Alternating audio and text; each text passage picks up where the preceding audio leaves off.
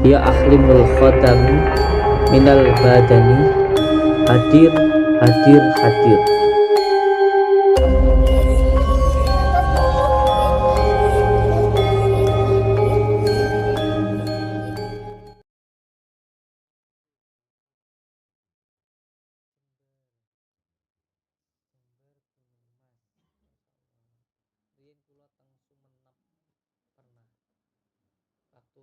Waktu rase belajar ilmu riyen tengen Gus Rohim kula pas masuk ngerajih riyen tengah belajar monggo nggih sinten asmine kula Hasan Basri. Oh Pak Hasan Basri insyaallah Iki Sukawati wani nggih nggih nggih sampun nggih sepindah nggih nggih alhamdulillah barakallahu kula sakit niku dangu mboten saras-saras. Terus nek dalu ngoten niki kan pun sewu sikalan. Lah sing niki mriki ketoleng kados enten sing butuh jedut ngeten iki ngatos dugi. Seperti ada dari kaki sampai ke perut. Nggih. Terus kita mriki kanan kiri ngoten. Kanan kiri. Kali kula Iya. Sembuh. Ya. Insyaallah. Sing kepindah jenengan sampun mriki niku kula ucapke matur suwun sanget. Muga-muga dados sampun silaturahmi seduluran nggih. Niku sing sepindah. Muga-muga niki mengke lek diparingi kesembuhan kali Gusti Allah niku memang atas kemurahan Allah, atas izin Allah. Kula mboten saged napa-napa namung donga. Lek dereng mantun nggih donga terus nggih namine donga. Nah, niki sakit yang seperti ini sebenarnya dari tanah. Maksudnya dari yang di tanah, sesuatu yang di tanah. Maka obatnya juga yang berasal dari tanah. Apa itu obatnya? Jadi berdasar dengan antara tenung, teluh, jengges itu berbeda-beda.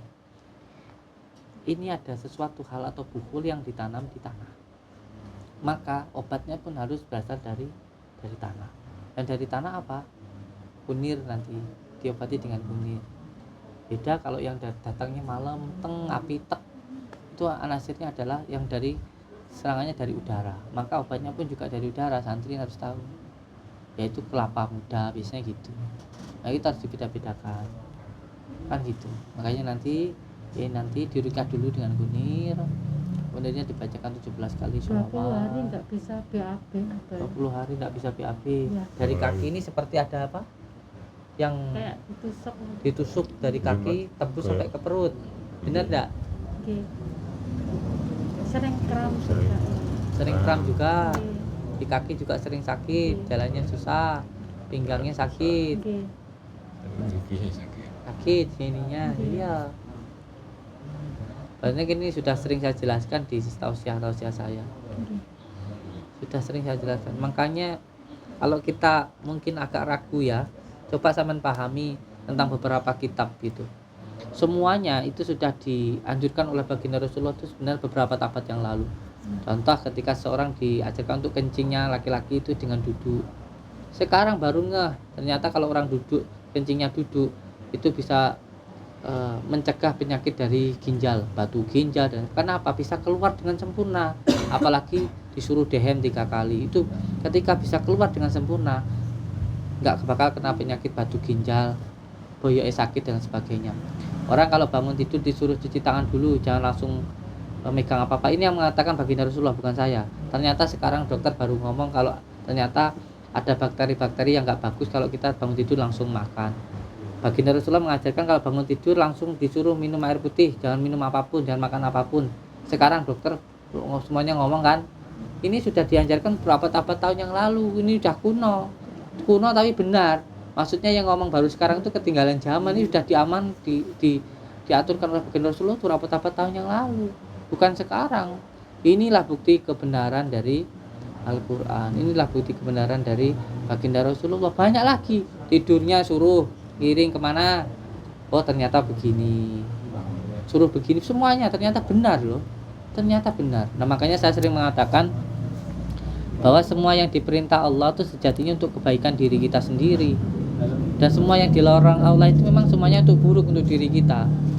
Nah, sekarang baru tahu ternyata kalau makan babi itu kalau apa yang ada di dalam diri penyakit babi itu bisa pindah ke penyakit diri kita. Ada flu babi atau apa. Ternyata kalau kita makan babi, kalau babi itu punya penyakit, kita makan dagingnya, itu bisa pindah ke diri kita loh. Dan di dalam babi itu juga ada lintah, apa namanya, cacing. Nah, cacing itu dia nggak akan mati walaupun dimasak dengan suhu yang sampai matang, itu nggak akan mati. Itu ternyata di situ nggak apa-apa. Itu sebenarnya bukan kram biasa, Bu. Imbas saking warung nggih kan. Ini sebenarnya Kagungan sakit usaha ini. warung, nggih. Ini ada yang nggak terima di sini, terus sekarang sudah mau berontak. Ini kalau dirukyah nanti, ya gitu. Ngoten nggih. Kalian Iya. Gak apa-apa wis, sekarang siapkan gunir, disiapkan untuk rukyah beliau, gitu ya.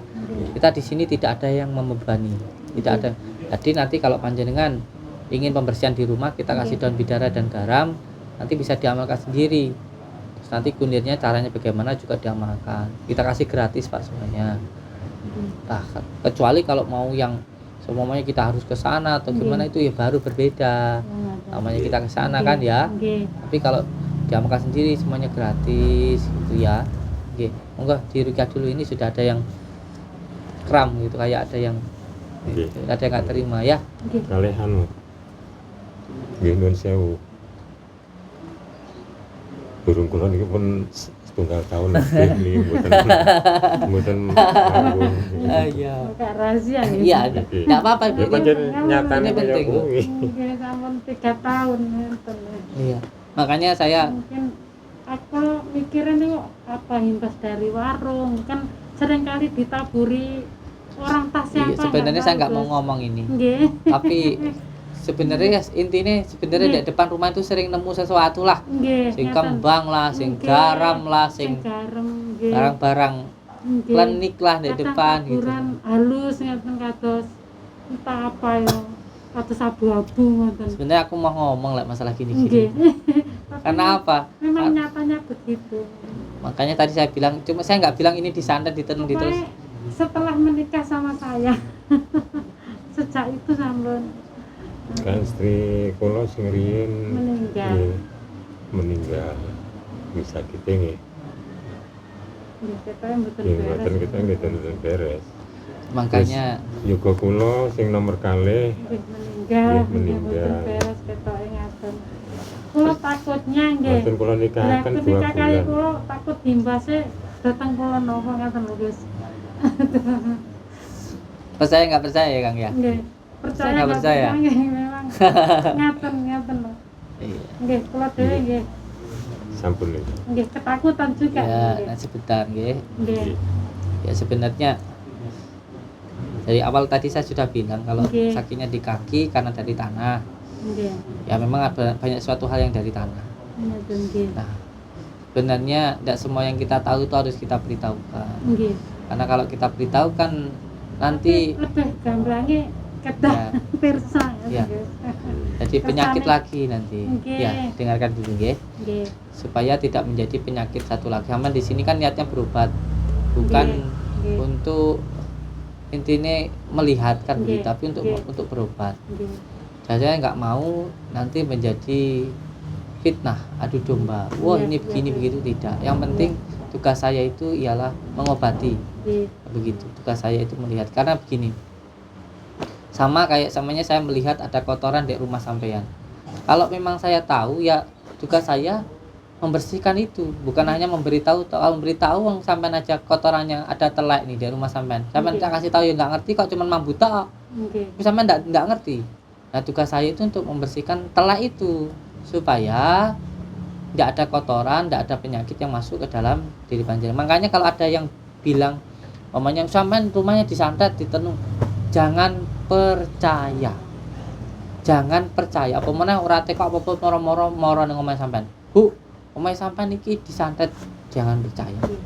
Ilmu hikmah itu kalau dia eroh seurunge winarah, dia tidak akan menyampaikan tambar. Mamanya sampean ngerti sesuk sampean iku tiba mamane, mamanya, tapi saya nggak tahu. Terus saya ngomong, "Kang, besok sampean tiba lho." Ini ilmunya tambar. Nggih. Makanya para wali itu nggak ada seperti itu. semua yang dia tahu tidak harus diberitahukan. Itu kata kuncinya. Jadi kalau enek wong ngomong berobat kok kowe disantet, ngapusi karena orang kuncinya ilmu hikmah, ilmu roh seorang minarah itu nggak boleh disampaikan Ibu. Bolehnya hanya dibantu, diobati. Itu pun semampunya. Kalau memang sudah terjadi dan bakal terjadi, itu sudah menjadi qada dan qadarnya Allah. Seperti hanya ya, ini meninggal, istrinya meninggal, anaknya meninggal. Ya memang waktunya meninggal. Walaupun dengan jalaran yang seperti tadi. Nah ini tadi kenapa terjadi? Untuk pembelajaran yang lainnya, yang masih hidup. Supaya bisa menjauhi seperti itu dan bisa berlindung dari itu. Itu pelajaran. Hidup ini adalah pelajaran. Walaupun pelajarannya sakit, wajib itu. Itu wajib kita. Nah, jadi yang terpenting nanti kita doakan. Nanti kita bantu. Ya, terus yang kedua, semuanya ada jalannya. Tidak semua bantuan tuh pakai uang, tidak. Orang minta bantuan tuh nggak harus pakai uang, tidak. So Gus, di rumah saya ada kotoran seumpamanya. Saya kasih sapunya, tak kasih tata cara nyapunya, sampai tinggal nyapu tok. Enak toh, kasih sapunya, dikasih tata caranya, gratis tinggal diamalkan. Beda lah aku kan moro kan nyapu dewe. Masane. Itu beda lagi ya. Beda lagi gitu loh. Ya kalau saya pas bisa ya enggak apa-apa, kalau enggak bisa ya gimana lagi. Tapi yang jelas tak bantu di sini. Ya. Semoga dirukyah dulu. Amin. Siap. Insyaallah saya sering ke Jember. Ke Pondok Tempuran, saya ya. Tempuran. Ibu saya di sana itu hampir 2 tahun ya di sana. Tempuran. Gus Rohim kenal enggak Gus Rohim? Kula niku teng mriku niku nderek ngalong. Mungkin nanti YouTube-nya saya tampilkan di situ, beliau tahu.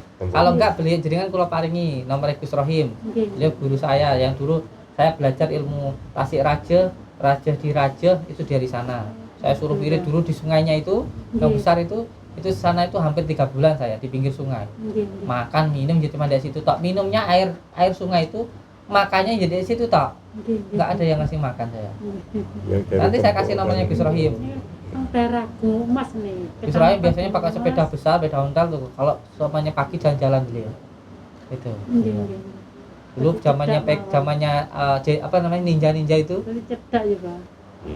Itu nanti saya paringi nomor Gus Rohim ya. Ini teng daerah Kecamatan Gumas. Ya. Terus sebenarnya di hampir semua tempat tuh guru saya ada, Kang. Di Gus Rohim ada, di Bangkalan saya ada, di Jawa Tengah saya ada, di Jawa Timur saya ada, di Pondok Buntet Cirebon saya ada, di Kresek di Banten itu saya ada, di Palembang saya ada, bahkan di Aceh pun saya sebenarnya ada. Gitu man, ada beberapa kiai saya memang tidak boleh dan tidak boleh disebutkan. Di Jawa Tengah ada saya Cepu, Bapak Syudi Al-Ghazali. Beliau ketua FOS Pakar Nusa, disebut dengan Pendekar Merah Putih sana gitu ya. Monggo dirukyah dulu.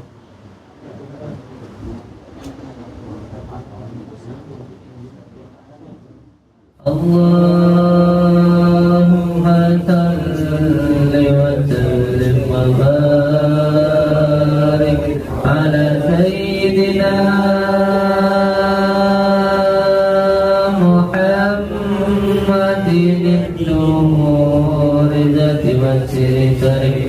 في سائر الأسماء والصفات وعلى آله وصحبه وسلم